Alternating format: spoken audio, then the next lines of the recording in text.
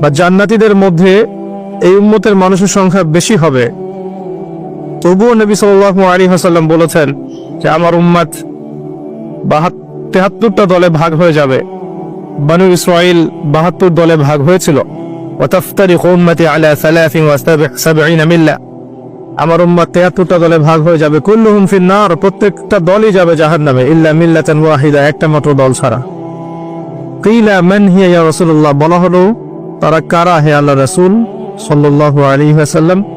নবীজি বললেন মা আনা আলাইহি ওয়া আসহাবি, আমি যার উপরে আছি, আমার সাহাবীরা যার উপরে আছে। দুর্ভাগ্যজনক হচ্ছে ইসলামের নামে যত দলাদলি হয়েছে সবারই এই একটাই দলিল যে মা আনা আলাইহি ওয়া আসহাবি, আমি যার উপরে আছি, আমার সাহাবীরা যার উপরে আছে। সবাই দাবি করে আমরা তাই করছি। কেন বেশিরভাগ মানুষ জাহান্নামে যাবে? একটা উত্তর আমরা পেলাম, চোখ দিয়েছি দেখেনি, কান দিয়েছি শোনেনি, কলব দিয়েছি উপলব্ধি করেনি। অর্থাৎ আল্লাহর সত্যের সন্ধান তারা পায়নি, সত্যকে মূল্যায়ন করে নাই, আল্লাহ পাকের বিধানের আনুগত্য করেনি। আরেকটা কারণ আছে, সেটা হলো শিরক।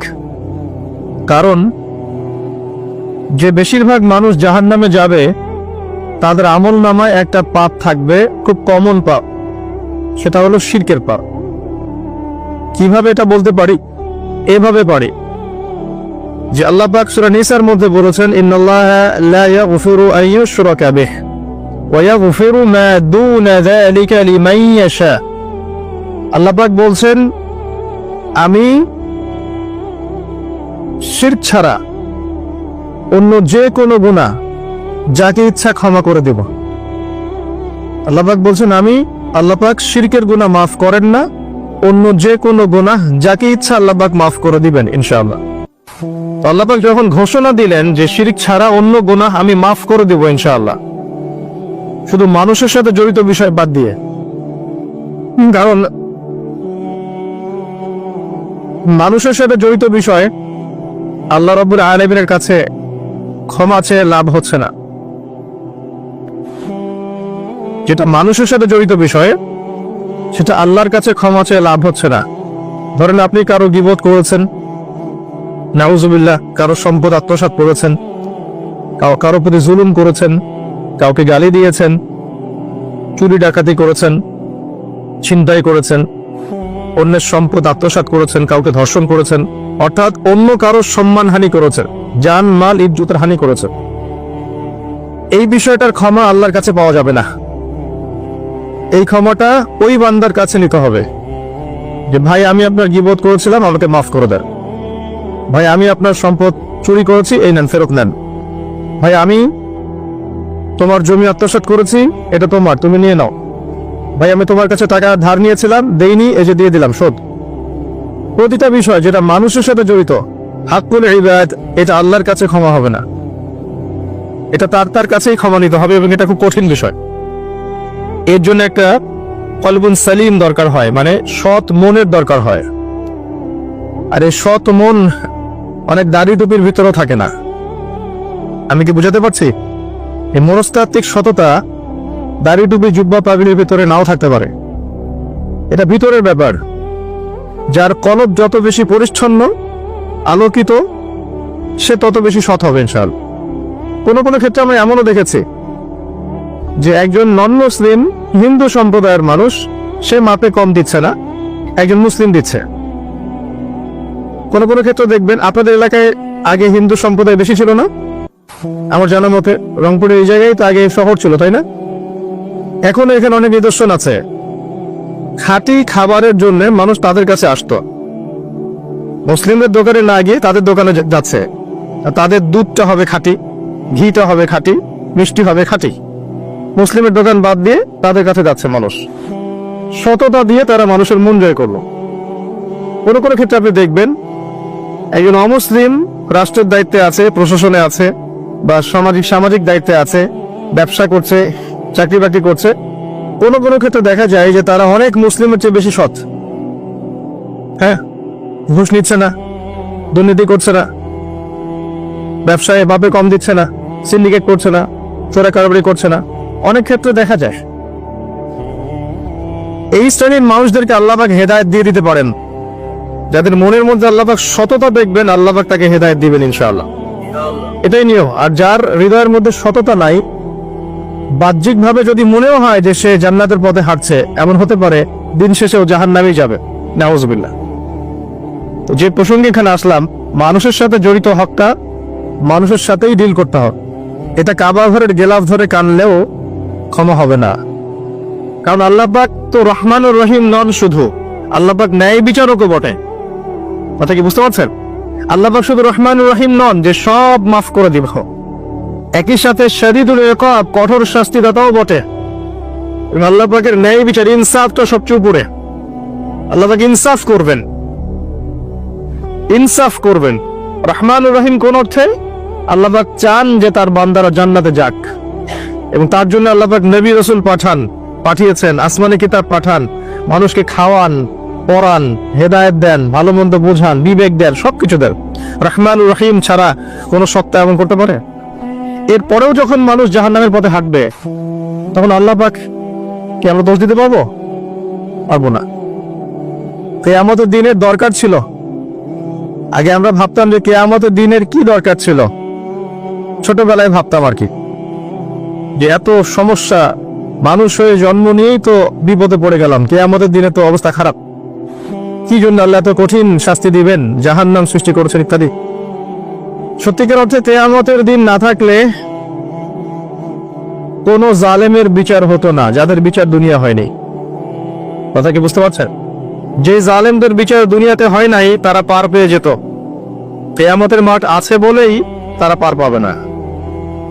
আর যে মাজলুমরা দুনিয়াতে কেঁদেছে, দুনিয়াতে কষ্ট সহ্য করেছে, সাফার করেছে, তাদের জন্য সুসংবাদ কিয়ামতের মাঠ, তারা সেখানে প্রতিদান পাবে ইনশাআল্লাহ।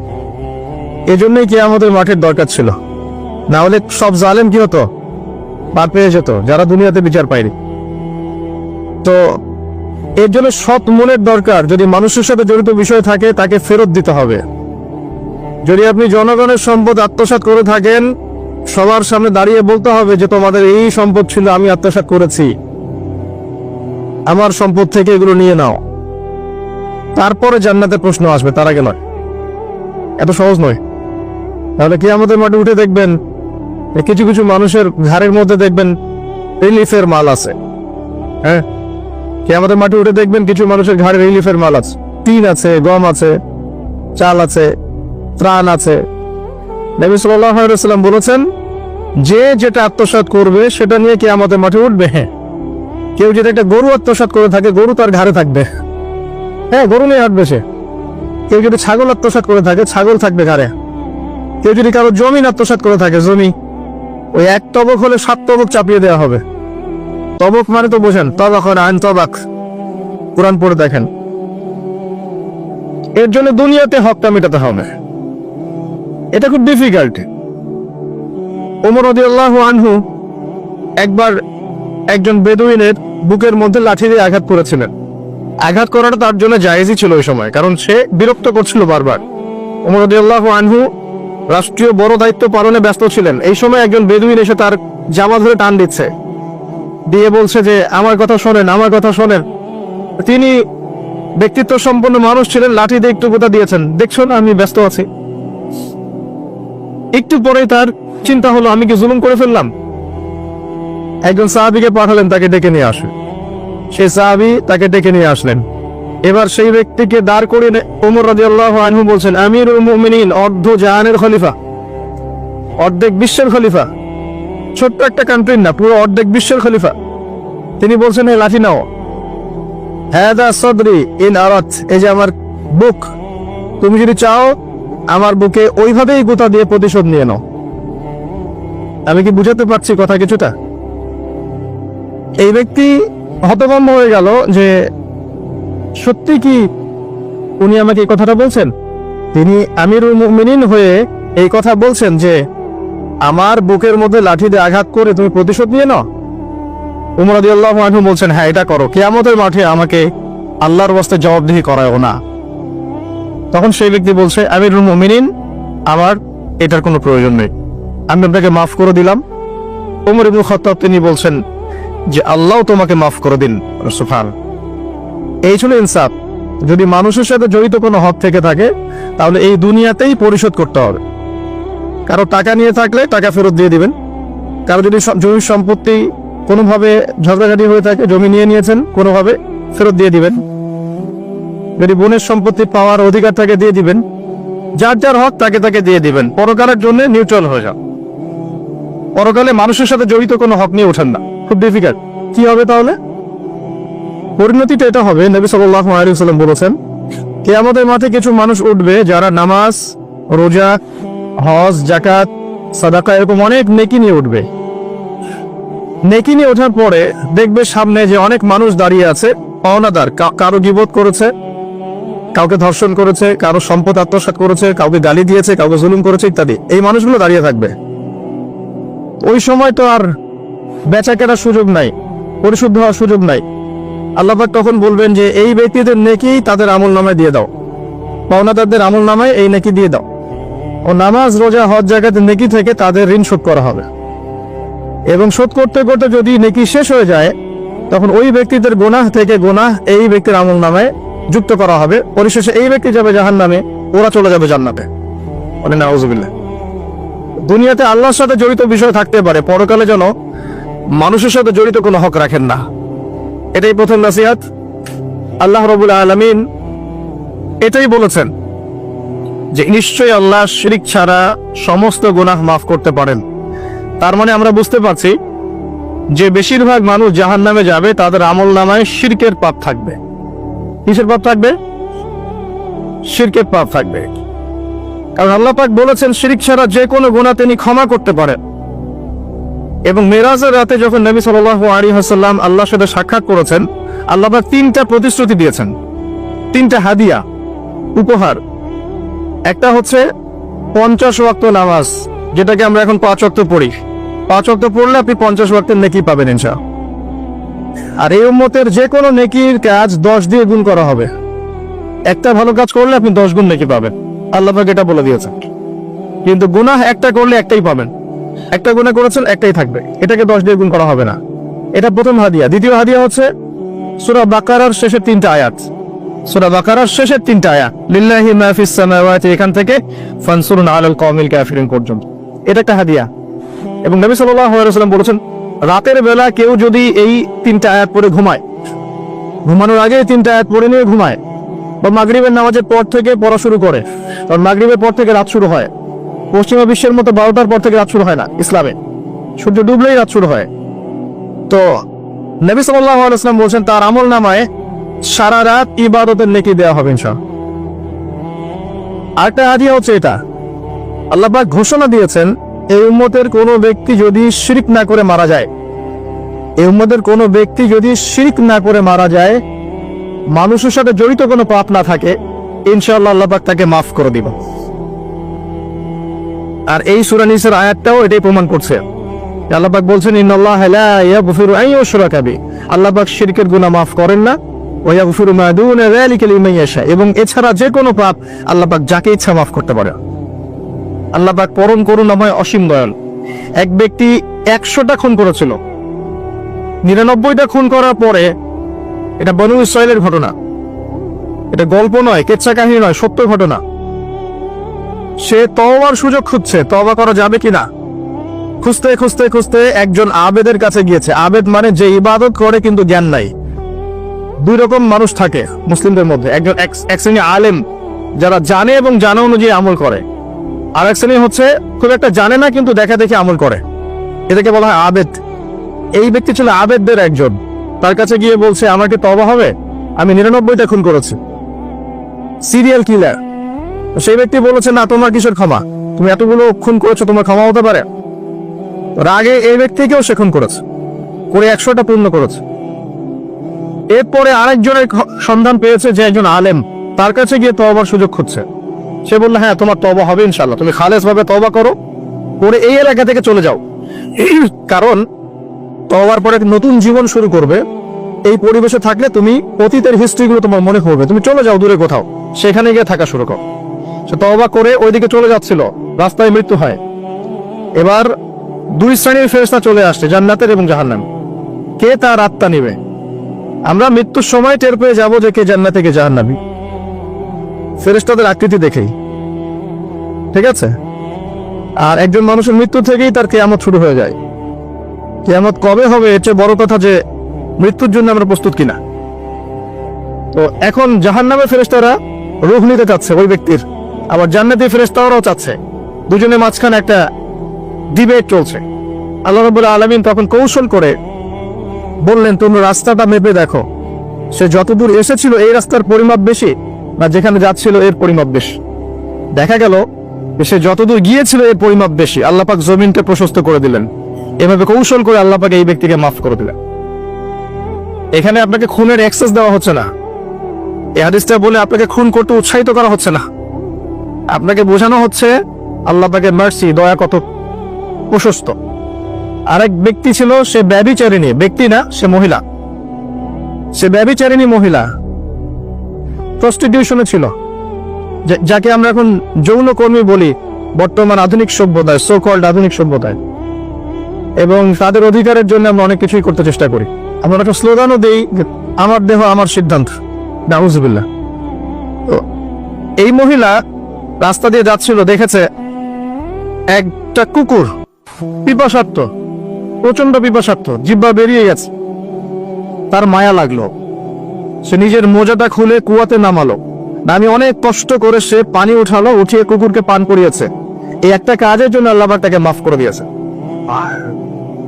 আরেকজন ব্যক্তি যে প্রচন্ড পাপী ছিল, মৃত্যুর সময় সে তার সন্তানদেরকে ওসিয়ত করছে যে আমি অনেক অন্যায় করেছি, আল্লাহ যদি আমাকে ধরতে পারেন তাহলে আমার অবস্থা খারাপ। তো আমি যখন মারা যাব তখন আমার দেহটাকে পুড়িয়ে ফেলবে, পুড়িয়ে অর্ধেক ছাই বাতাসে ভাসিয়ে দিবে আর অর্ধেক ছাই সমুদ্রে ভাসিয়ে দিবে, মানে বাতাসে অর্ধেক উড়িয়ে দিবে, সমুদ্রে অর্ধেক ভাসিয়ে দিবে। ছেলেরা তাই করলো। এই ব্যক্তির আকীদা কি? যদি আল্লাহ আমাকে ধরতে পারেন তাহলে খবর আছে। তার মানে ওর আকীদা যে আল্লাহ ধরতে পারবেন না এমন করলো, এটা কিন্তু কুফরি আকীদা, তাই নয় কি? পুনরুত্থানে বিশ্বাস না করাটা কুফরি নয় কি? ইমানের 6টা পিলারে একটা হচ্ছে পরকালে বিশ্বাস, তাই না? একটা পিলারই তো তার মধ্যে নাই। তো সন্তানরা তাই করলো। আল্লাহ পাক সাগরকে বললেন ছাই জমা করে দাও, জমিনকে বললেন ছাই জমা করে দাও। আর বাই দ্য ওয়ে, আল্লাহর আদেশ প্রকৃতি শোনে, মানুষ না শুনলে প্রকৃতি শোনে। সাগরের পরে গিয়ে আপনি দাঁড়ান, দাঁড়িয়ে থাকবেন, এই বিশাল সমুদ্র গর্জন করতে করতে আসবে, এসে বিনয়ের সাথে আপনার পা ধুয়ে দিবে। আল্লাহ পাক তাকে আদেশ করেছেন, তোমার সামনে দাঁড়ালে পা ধুয়ে দিও, অহংকার করো না। আল্লাহ যখন ওই সমুদ্রকে আদেশ করবেন যে এই জনপদের লোকেরা আমার আদেশ মানছে না, জলোচ্ছ্বাস দিয়ে উড়িয়ে দাও, সমুদ্র তাই করবে। প্রকৃতি আল্লাহর কথা শোনে। ছাই জড়ো করা হলো, জড়ো করার পরে আল্লাহ পাক এই ব্যক্তিকে আবার পুনরুজ্জীবিত করে জিজ্ঞাসা করলেন, কি জন্য এই কাজটা করেছেন, কেন এই কাজটা করেছো? তখন এই ব্যক্তি বলছে, হাদিসের কথাগুলো এমন, এই ব্যক্তি বলছে, মিন খাশিয়াতিকা ইয়া রাব্বি, আল্লাহ আমি তোমার ভয়ে এই কাজটা করেছিলাম, আর তুমি খুব ভালো করেই জানো হে আল্লাহ যে আমি তোমার ভয়ে করেছি না অন্য কোনো কারণে করেছি। আল্লাহ পাক বললেন, আমি তোমাকে মাফ করে দিলাম। আর দুজন ব্যক্তি, এটা বলে সামনে যাচ্ছেন, আর দুজন ব্যক্তি, এটা আমাদের মুসলিমদের জন্য শিক্ষা আছে। আমরা মুসলিমরা মনে করি যে আমরা সুপিরিয়র হয়ে গেছি, মাশাআল্লাহ, জুমার নামাজে আসি, রমজানের রোজা রাখি, মাঝে মাঝে একটু যাকাত দেই, সুযোগ পেলে একটা হজ উমরা করে আসি, তাই না? মাঝে মাঝে মসজিদে এসে নামাজ পড়ি, আমরা মনে হয় জান্নাতের সার্টিফিকেট পেয়ে গেছে, আমরা এমনটা মনে করি আর কি। দুই ব্যক্তি, একজন অনেক আল্লাহওয়ালা মানুষ, আর একজন হচ্ছে যে আল্লাহর দিনের খুব একটা পরোয়া করে না। এই বন্ধু সেই বন্ধুকে দাওয়াত দেয়, দিনের পথে আসো, দিনের পথে আসো, আসো। এই ব্যক্তি শোনে না। তো একদিন এই ব্যক্তি বলে ফেললো, যে ব্যক্তি একটু পায়াস টাইপের রিলিজিয়াস মুসলিম, সে বলে ফেললো যে আল্লাহ তোকে কখনো মাফ করবে না। কথাটা শোনেন, আল্লাহ তোকে মাফ করবে না, তোকে এত ডাকি দাওয়াত দিই, তুই কথা শুনিস না। মৃত্যুর পরে আল্লাহ পাক এই দুজনকে জীবিত করলেন, জীবিত করে বললেন, কে তোমাকে ইখতিয়ার দিয়েছে যে আমি কাউকে ক্ষমা করব কি করব না এই বিষয়ে সিদ্ধান্ত দেওয়ার? আজকে আমি ওকে মাফ করে দিলাম আর তোমাকে জাহান্নামে দিলাম, যাও। যার মনের মধ্যে জররা পরিমাণ অহংকার থাকবে সে ব্যক্তি জান্নাতে যেতে পারবে না। আর অহংকার এবং রিয়াটা এত সূক্ষ্ম যে অন্ধকার রাতে কালো পাথরের উপরে যদি কালো পিঁপড়া হাঁটে, এটা যেমন সূক্ষ্ম, রিয়া এবং অহংকার এতটাই সূক্ষ্ম। এবং যখন আপনারা ইসলামিক ব্যক্তিত্বদেরকে নিয়ে আইওয়াশ এবং শোডাউনে লিপ্ত হন, তখন অহংকার তাদের মনের মধ্যে চলে আসতে পারে। এই বিষয়গুলো থেকে সম্পূর্ণ দূরে থাকা উচিত। আল্লাহ পাক আপনাদেরকে বোঝার তৌফিক দান করুন।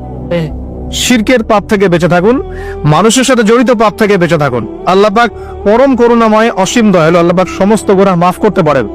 এর মানে এই নয় যে গুনার এক্সেস দেওয়া হচ্ছে, লাইসেন্স দেওয়া হচ্ছে, এমনটা নয়। আল্লাহ পাকের দয়া বোঝানো হচ্ছে। আল্লাহ আপনাকে ভালোবাসেন এবং আল্লাহই আপনাকে প্রকৃত অর্থে ভালোবাসেন, বাকিরা আপনাকে স্বার্থের জন্য ভালোবাসেন। মনে রাখবেন, প্রকৃত অর্থে শুধু আল্লাহই তার বান্দাদেরকে ভালোবাসেন, বাকিরা মানুষের অবস্থানকে ভালোবাসে, মানুষের ব্যক্তি সত্তাকে নয়, আপনার আত্মাকে নয়, আপনার অবস্থানকে। এটা আপনি হারে হারে উপলব্ধি করবেন যত দিন যাবে।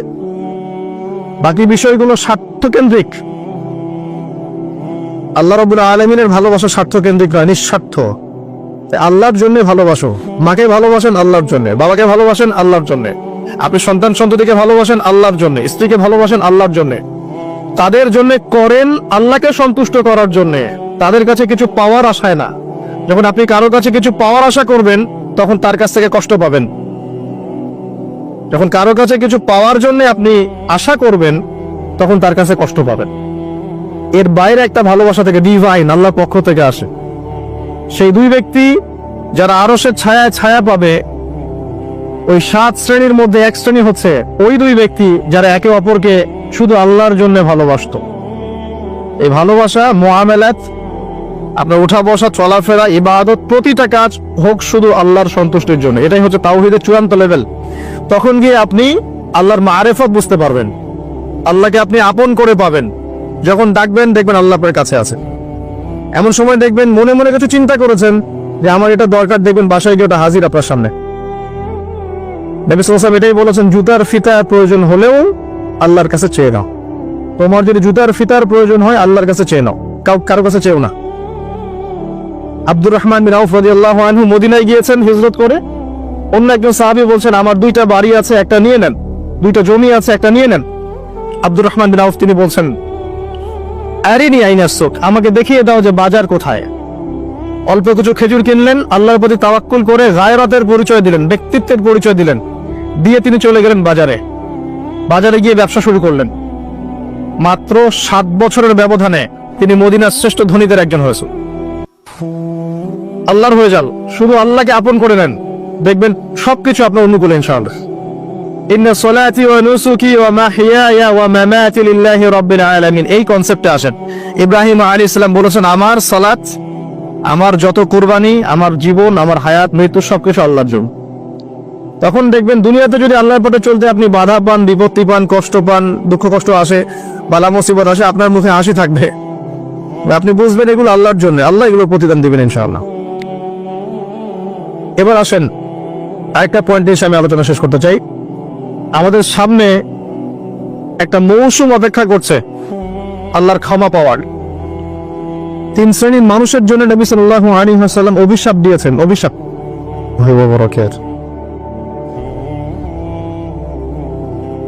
ইন্নাল হামদুলিল্লাহ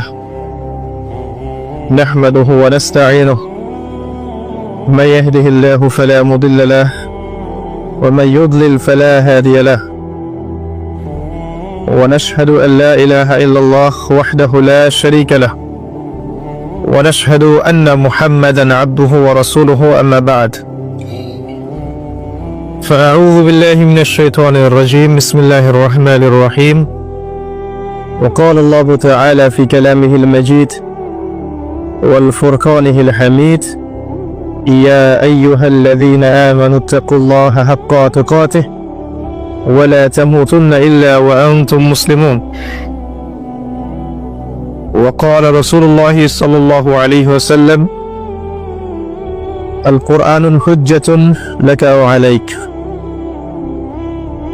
رب اشرح لي صدري ويسر لي أمري واحلل عقدة من لساني يفقه قولي اللهم فقهنا في الدين وعلمنا التأويل اللهم اجعلنا منهم الذين آمنوا وعملوا الصالحات وتواصوا بالحق وتواصوا بالصبر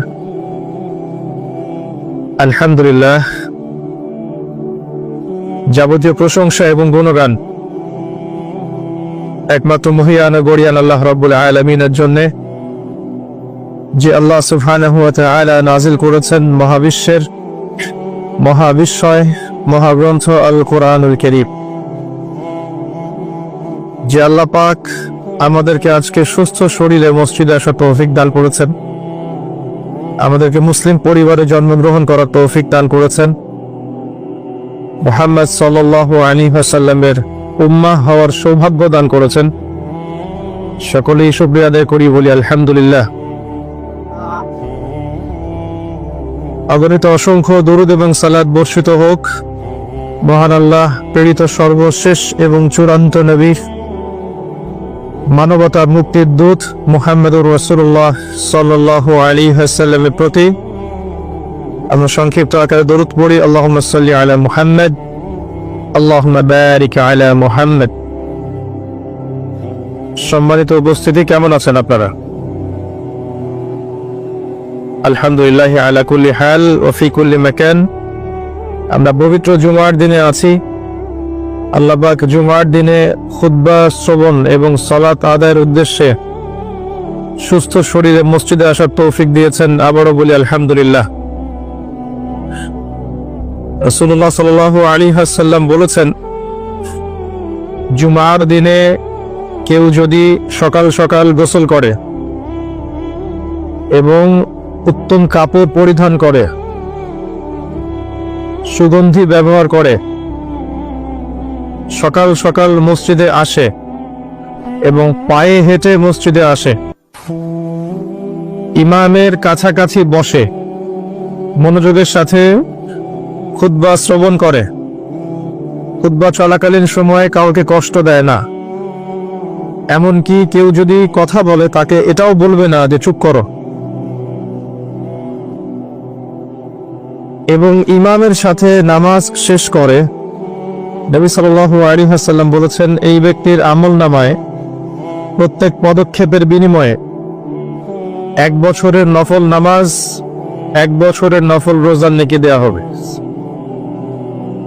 এই বিশাল নেকিটা নষ্ট হয়ে যাবে যদি খুতবা চলাকালীন সময় আমরা কথাবার্তা বলি, মোবাইলে ব্যস্ত থাকি, লুকিয়ে লুকিয়ে ভিডিও করি, ফটো সেশন করতে থাকি ইত্যাদি, অন্যকে কষ্ট দেই, আপোষে কথাবার্তা বলি, তাহলে এই পুরো নেকিটা নষ্ট হয়ে যাক।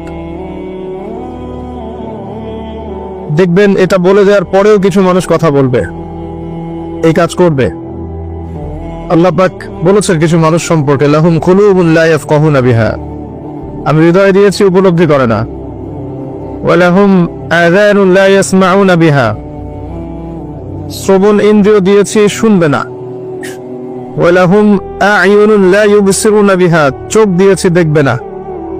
আল্লাহ বলেছেন এমন কিছু মানুষের কথা, এবং তাদের বিষয়ে আল্লাহ বলছেন, উলাইকা কালানআম, এরা হচ্ছে গবাদি পশুর মতো, জাস্ট লাইক ক্যাটলস, গবাদি পশু, জন্তু জানোয়ারের মতো, বাল হুম আদাল, বরং তার চাইতেও নিকৃষ্ট, উলাইকা হুমুল গাফিলুন, এরা হচ্ছে গাফিল সম্প্রদায়। আল্লাহ পাক এদেরকে দিয়েই জাহান্নাম পূর্ণ করবেন। ওয়ালাকাদ যারানা লিজাহান্নামা কাসীরাম মিনাল জিন্নি ওয়াল ইনস, প্রচুর জিন আর মানুষকে দিয়ে আমি জাহান্নাম পূর্ণ করব। অপরাধ এটাই, চোখ দিয়েছি দেখে নাই, কান দিয়েছি শোনে নাই, হৃদয় দিয়েছি উপলব্ধি করে নাই, এটাই অপরাধ। আর সহিহ বুখারীর মধ্যে 4 বার একটা হাদিস এসেছে যে আল্লাহ পাক আদম আলাইহিস সালামকে ডাকবেন কিয়ামতের মাঠে এবং বলবেন, তোমার সন্তানদের মধ্য থেকে জাহান্নামীদেরকে আলাদা করে দাও। আদম আলাইহিস সালাম বলবেন, কতজন হে আল্লাহ? আল্লাহ পাক বলবেন, প্রতি 1999 জনকে জাহান্নামের জন্য আলাদা করে দাও। যদিও এই উম্মতের বেশিরভাগ মানুষ জান্নাতে যাবে ইনশাআল্লাহ, বা জান্নাতীদের মধ্যে এই উম্মতের মানুষের সংখ্যা বেশি হবে, তবুও নবী সাল্লাল্লাহু আলাইহি ওয়াসাল্লাম বলেছেন যে আমার উম্মত 73টা দলে ভাগ হয়ে যাবে। বনু ইসরাঈল 72 দলে ভাগ হয়েছিল। ওয়াতাফতারিকু উম্মতি আলা 73 মিল্লা, আমার উম্মত 73টা দলে ভাগ হয়ে যাবে। কুল্লুহুম ফিন নার, প্রত্যেকটা দলই যাবে জাহান্নামে, ইল্লা মিল্লাতান ওয়াহিদা, একটা মাত্র দল ছাড়া। কিলা মান হিয়া ইয়া রাসূলুল্লাহ, বলা হলো তারা কারা হে আল্লাহ রাসূল সাল্লাল্লাহু আলাইহি ওয়াসাল্লাম? নবীজি বললেন, মা আনা আলাইহি ওয়া আসহাবি, আমি যার উপরে আছি আমার সাহাবীরা যার উপরে আছে। আর দুর্ভাগ্যজনক হচ্ছে ইসলামের নামে যত দলাদলি হয়েছে সবারই এই একটাই দলিল যে